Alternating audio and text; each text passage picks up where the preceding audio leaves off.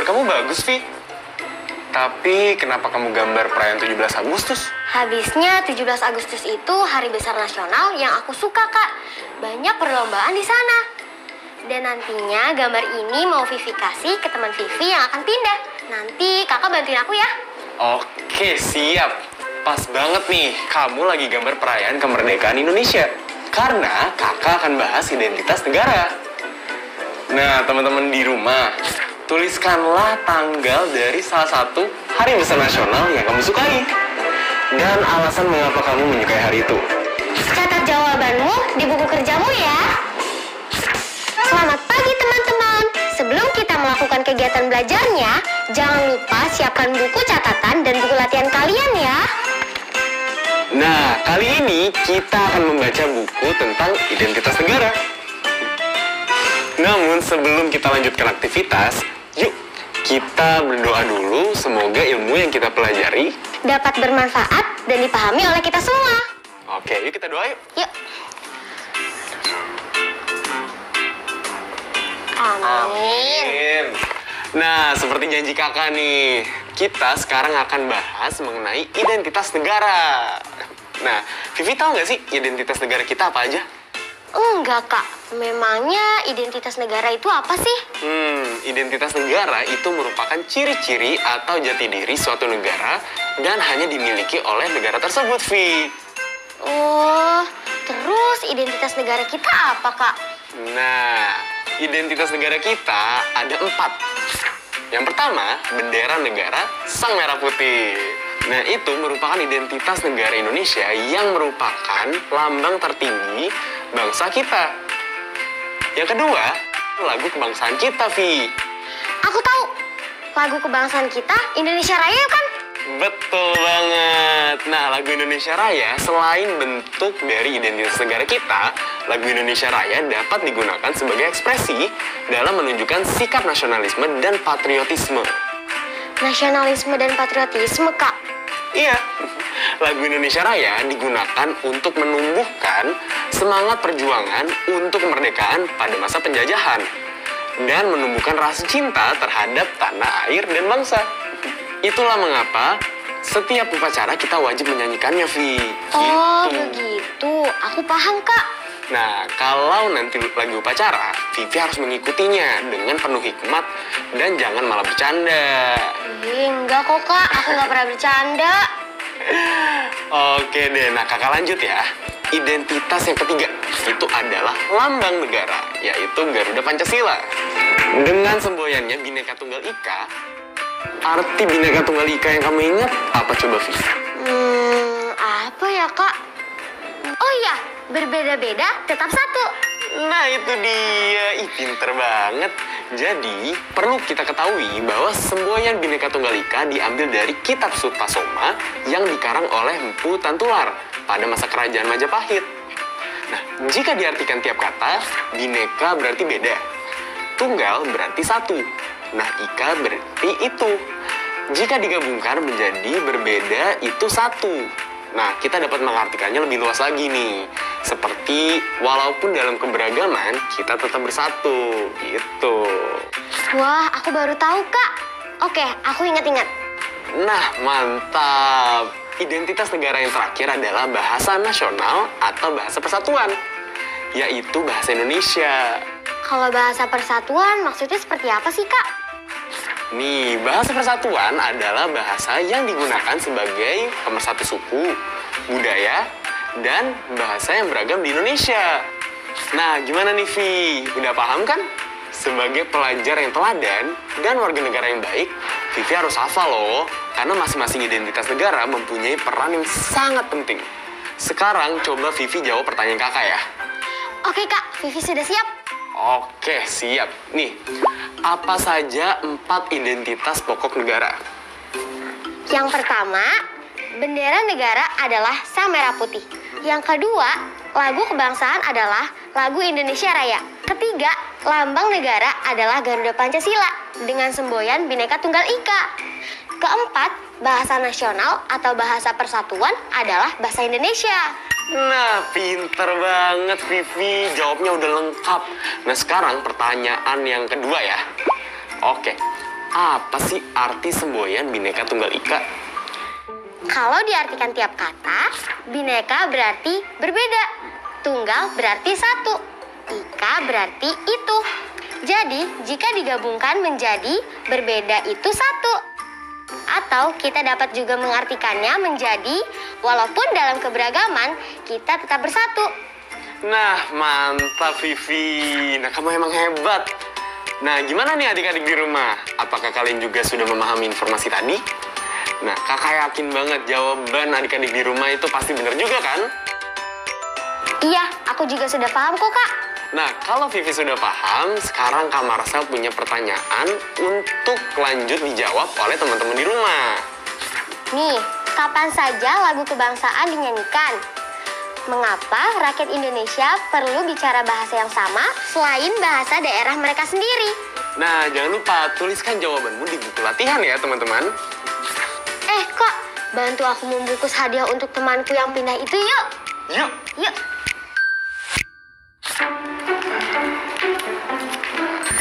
Oke. Yeay, selesai. Yah, hujan. Gimana dong, Kak? Aku nggak akan sempet ngasih hadiah ini. Jadwal keberangkatan temanku bentar lagi. Oh, Vi, hadiah ini tetap bisa dikirim kok ke teman kamu. Meskipun terpisah jarak yang jauh sekalipun, kamu juga masih bisa berhubungan baik dengan menjadi sahabat pena.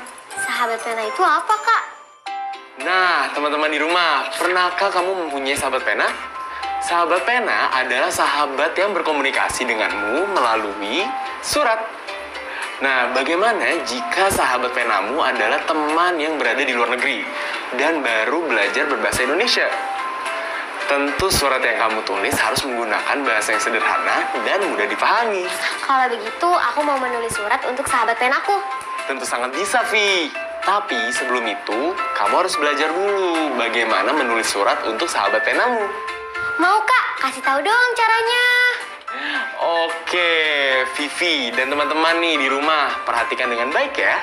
Surat itu bisa ditulis seperti contoh berikut. Kakak bacakan terlebih dahulu ya. Lana Rose, bagaimana kabarmu? Apakah sekarang sudah musim salju di negaramu? Di Indonesia sedang musim hujan. Hampir setiap hari hujan turun. Kalau musim hujan datang, aku harus membawa payung kemana-mana. Ibuku juga membuat minuman jahe lebih banyak. Udara menjadi lebih dingin, tetapi pohon-pohon menjadi lebih subur. Kalau kamu berlibur ke Indonesia, datanglah ke Pulau Bali. Aku tinggal di sini. Kamu bisa melihat pantai yang indah, bukit-bukit dan pemandangan dengan udara yang sangat sejuk. Buah-buahan di Indonesia juga sangat banyak jenisnya. Aku yakin banyak yang belum pernah kamu lihat sebelumnya. Buah apa yang kamu makan di musim dingin, Lana? Ceritakan padaku dalam balasan suratmu ya.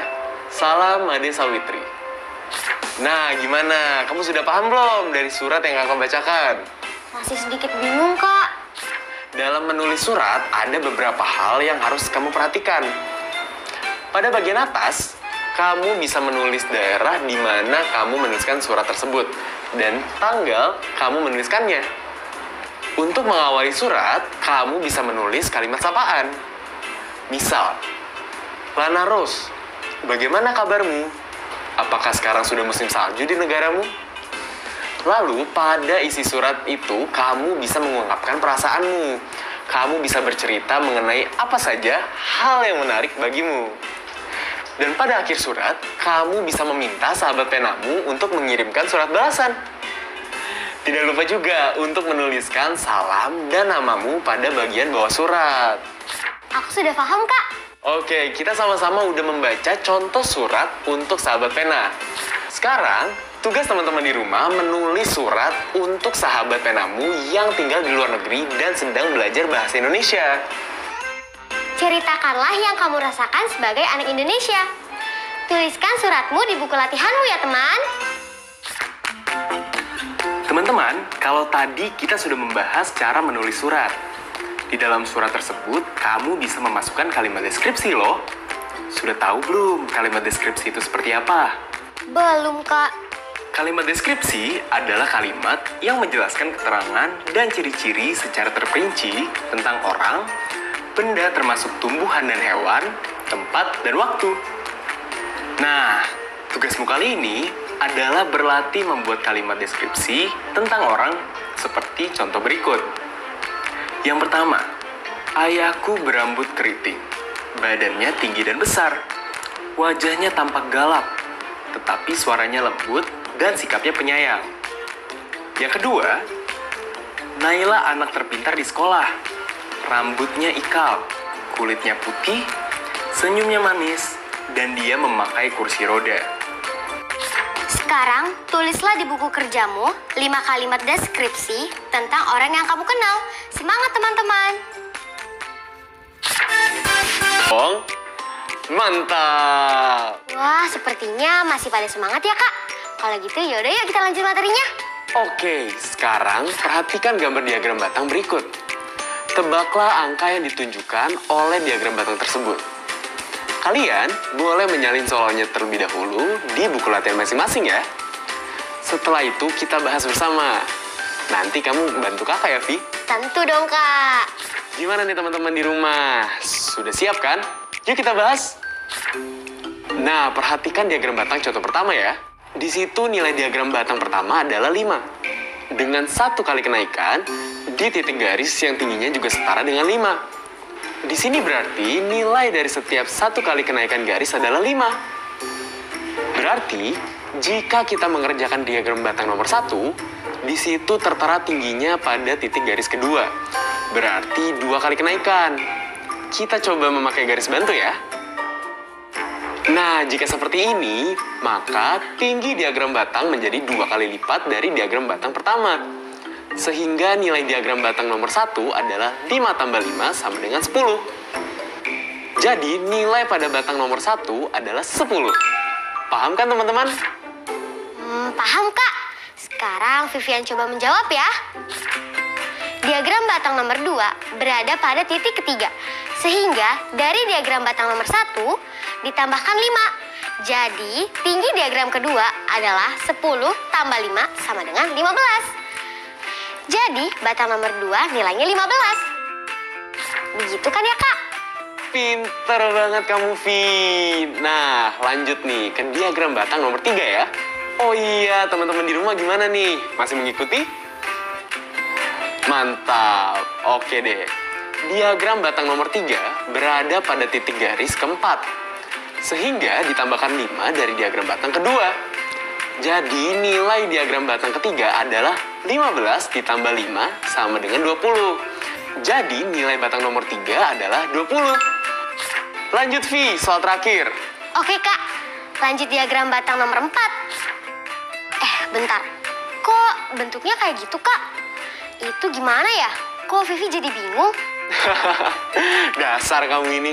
Ya sudah, kakak bantu jawab ya. Nah, teman-teman di rumah, diagram batang nomor 4 ini agak jauh ya jaraknya dari titik garis diagram batang nomor 3. Nggak usah khawatir, caranya tetap sama kok. Nah, kalian perhatikan garis bantu yang kakak buat ya. Nah, jika dilihat, diagram batang nomor 4 memiliki 3 kali kenaikan. Nah, tadi kan 1 kali kenaikan titik garis bernilai 5. Maka, kenaikan diagram 4 ini 3 kali naik, sehingga menghitungnya 3 kali 5 sama dengan 15. Nah, jika kita hitung jarak dengan diagram batang ketiga, maka tinggi diagram batang keempat adalah 20 ditambah 15 sama dengan 35. Jadi, nilai batang nomor 4 adalah 35. Gitu, Vi. Sudah paham belum? Oh, paham, Kak. Terima kasih ya penjelasannya. Sama-sama, adikku sayang. Nah, teman-teman di rumah gimana nih? Sudah paham kan? Mantap. Nah, teman-teman, kali ini kita akan mencoba untuk latihan membuat diagram batang ya. Kamu bisa nggak, Vi, membuat diagram batang? Ajarin dulu dong, baru aku bisa, Kak. Ya udah, perhatikan layar ya, teman-teman.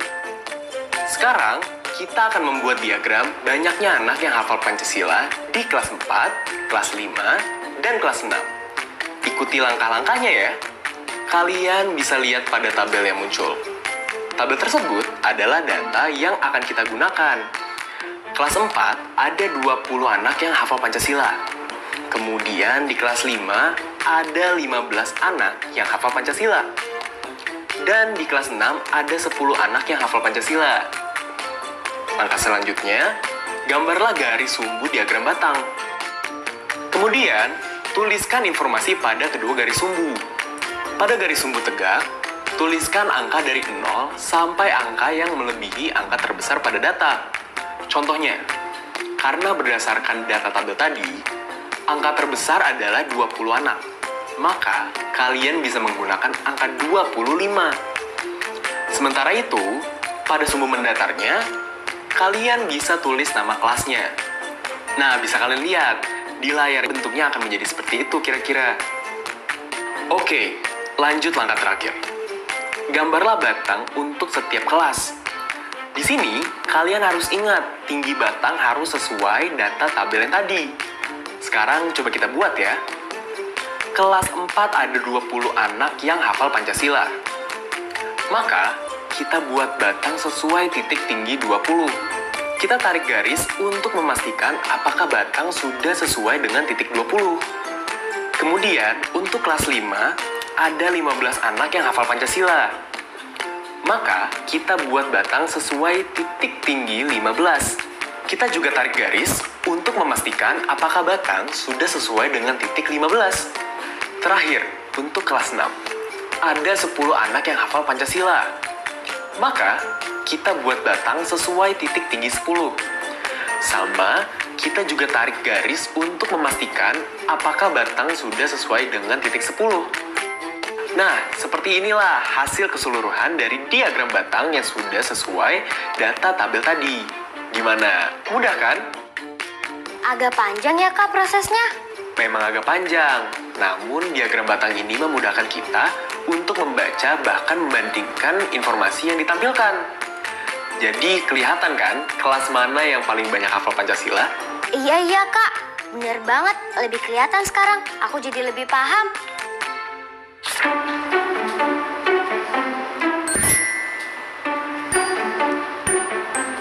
Vi, kamu kenapa ngelamun gitu? Kak, ini hari kemerdekaan Indonesia ya? Berarti semua orang Indonesia merayakannya ya Kak? Oh iya dong, karena kita semua rakyat Indonesia pasti merayakannya. Nah, biasanya sebutan untuk hari kemerdekaan Indonesia itu adalah hari nasional. Jadi hari nasional ini adalah hari atau tanggal terpenting bagi negara Indonesia. Hari nasional ini biasanya diperingati setiap tahun, Vi. Oh, seperti ulang tahun aku ya Kak? Kan dirayainnya setiap tahun. Oh iya dong, Vi. Nah, salah satu contoh dari hari nasional ini adalah Hari Kemerdekaan Indonesia yang jatuh pada 17 Agustus. Nah, pas banget nih, kakak ada latihan soal yang berkaitan sama diagram batang dan hari nasional ini. Oh, apa tuh Kak? Aku jadi penasaran. Jadi, di sebuah sekolah, sekelompok siswa diberi pertanyaan tentang Hari Besar Nasional. Hasil dari datanya dapat dilihat seperti pada tabel berikut. Hari Kemerdekaan Indonesia ada 33 siswa yang tahu. Kemudian, Hari Lahir Pancasila ada 23 siswa yang tahu. Selanjutnya, Hari Guru ada 26 siswa yang tahu. Terakhir, Hari Ibu ada 29 orang yang tahu. Nah, berdasarkan data tabel tersebut, manakah diagram yang menunjukkan data tabel? Kalian bisa gambar dan tulis dulu soalnya di buku latihan kalian masing-masing ya. Kakak akan beri waktu kalian untuk menjawab. Nanti kita akan bahas bersama-sama. Yuk, sekarang simak tayangan berikut. Ada diagram 1. Menurut kalian, diagram 1 benar atau salah? Gimana, Vi? Menurut kamu diagram 1 benar apa salah sih? Diagram 1 benar Kak. Nah, benar banget. Tapi kenapa bisa benar ya? Karena pada hari Ibu, batangnya tepat pada angka 29 anak. Dan hari lahir Pancasila, batangnya tepat pada 23. Sama seperti informasi pada tabel. Wih, tepat, hebat. Nah, sekarang kita lanjut untuk soal yang kedua yuk. Ada diagram 2 nih. menurut kalian, diagram 2 ini benar atau salah? Ayo, benar apa salah nih, Vi? Kalau diagram 2, salah, Kak. Iya kan? Iya, benar. Jawabannya salah. Tapi kok bisa salah ya diagram 2? Karena batang pada informasi hari ibu salah. Seharusnya tinggi batang di 29 bukan 23. Wih, hebat Vivi emang. Kan adiknya kakak. Gimana sih, Kak? Oh iya juga ya. Teman-teman, ada yang masih ingat nggak? Tadi kita membaca judul buku atau teks bacaan apa saja yang sudah kita pelajari hari ini? Seperti hari ini, kita bersama sudah membaca teks berjudul Identitas Negara. Karena bacaan ini, aku dan teman-teman semua dapat meningkatkan rasa kecintaan kita terhadap bangsa dan negara. Teman-teman jangan sampai lupa mencatat judulnya ya. Teman-teman, ini dia daftar yang sudah kita pelajari hari ini.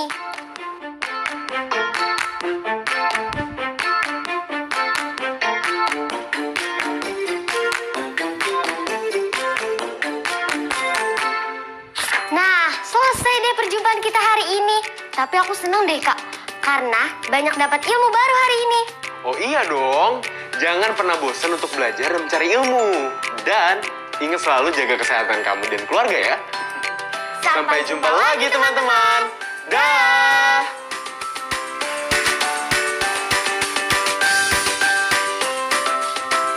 Sekarang tetap belajar dari rumah ya teman-teman. Ingat, jaga jarak, rajin mencuci tangan, dan pakai masker agar kita mencegah penyebaran COVID-19. Sampai jumpa.